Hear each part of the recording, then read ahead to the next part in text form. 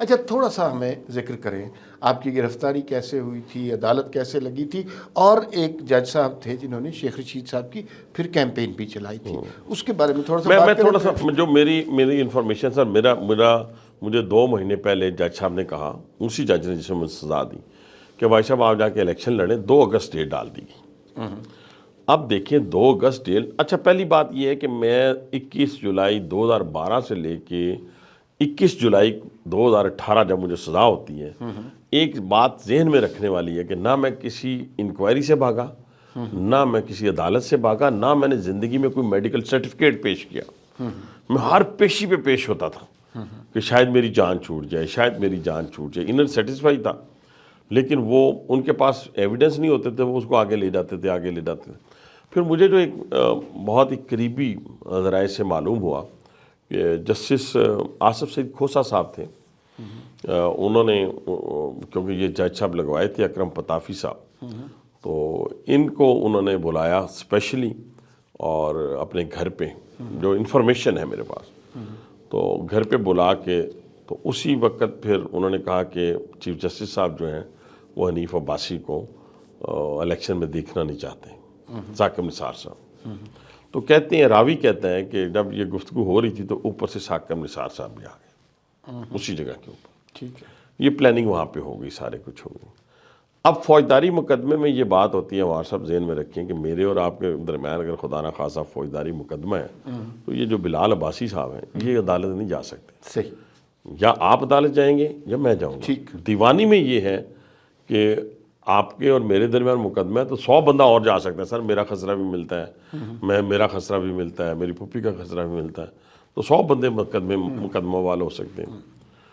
اب ایک تیسرا بندہ اٹھتا ہے، شاہد اورکزئی اس کا نام، وہ اٹھتا ہے، وہ عدالت چلا جاتا ہے، اور وہاں پہ ایک جج صاحب ہوتے ہیں، میں ان کا تو اب نام بھی بھول گیا، ہائی کورٹ کے اندر، ہمارے راولپنڈی سے ان کا تعلق تھا، تو وہ جج کو فون کر کے کہتے ہیں، جج نے لکھا کہ میں 10 دن میں فیصلہ نہیں کر سکتا، ٹھیک ہے، وہ ان کا نام تھا عباد الرحمان لودھی، ان کو لکھا، لیکن اس نے لکھا جو ہمارا ANF کا جج تھا کہ میں 10 دن میں فیصلہ نہیں کر سکتا ہوں۔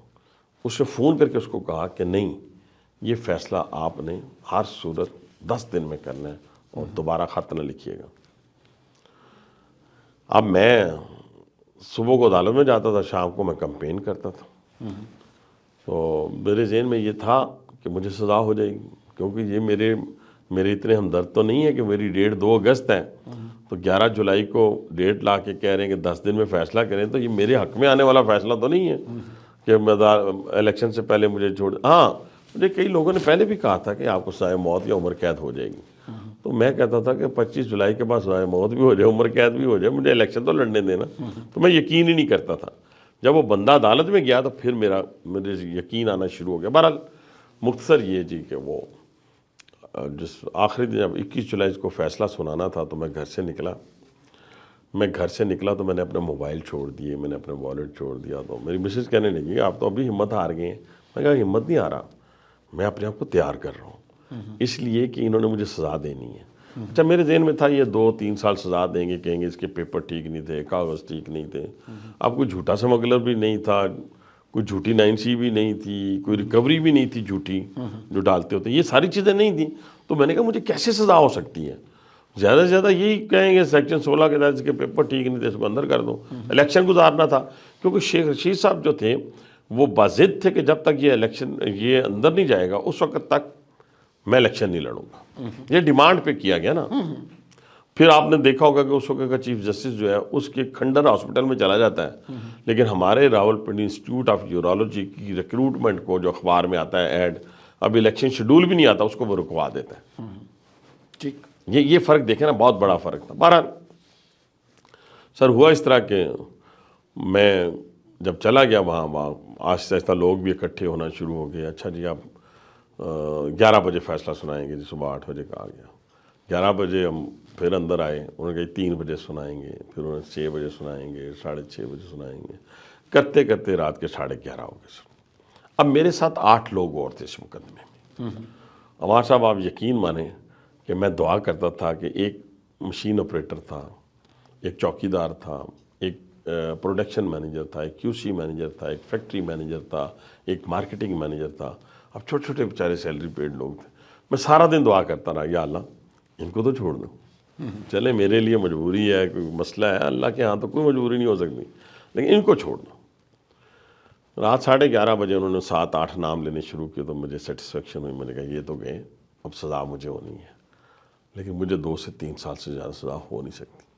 اس لیے کہ بھئی کوئی ایسی ہے نہیں، تو انہوں نے بہانہ ہی بنانا ہے نا کہ پیپر ٹھیک نہیں تھے. آپ پیپر ٹھیک ہوں بھی تو آپ کہیں نا پیپر ٹھیک نہیں تھے، تو کیا کر سکتے ہیں. بہرحال وہ جب انہوں نے مجھے عمر قید سنائی، وہاں شور مچ گیا. اب ہم میں اور ان میں فرق کیا ہے؟ ان کو معمولی سی گرفتاری ہوتی ہے، یہ کہتے ہیں ملک کو جلا دو. یہ کہتے ہیں دفاعی تنصیبات، سول تنصیبات، ریڈیو پاکستان، GHQ پلاننگ کے تحت. یہ آپ ذہن میں رکھیں 9 مئی کا واقعہ پلاننگ کے ساتھ ہوا.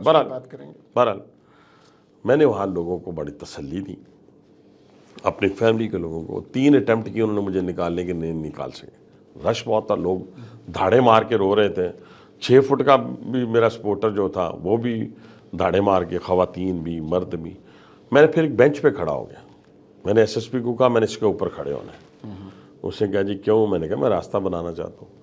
میں بینچ پہ، یہ ویڈیوز موجود ہیں، میں بینچ پہ کھڑا ہو گیا. میں نے کہا جو مجھے جانے دے گا میرا دوست، جو جانے نہیں دے گا میرا دشمن.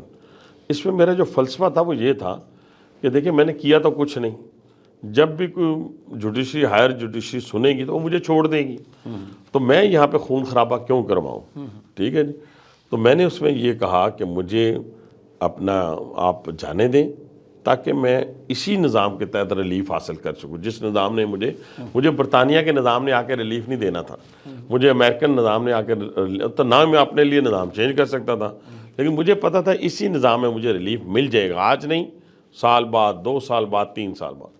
بہرحال وہ میں نے کھڑے ہو کے تقریر کی، اور پھر میں نے کہا ایک ایک کا چہرہ میں دیکھ رہا ہوں، جس نے پھر شرارت کی تو میں پھر اس کو چھوڑوں گا نہیں.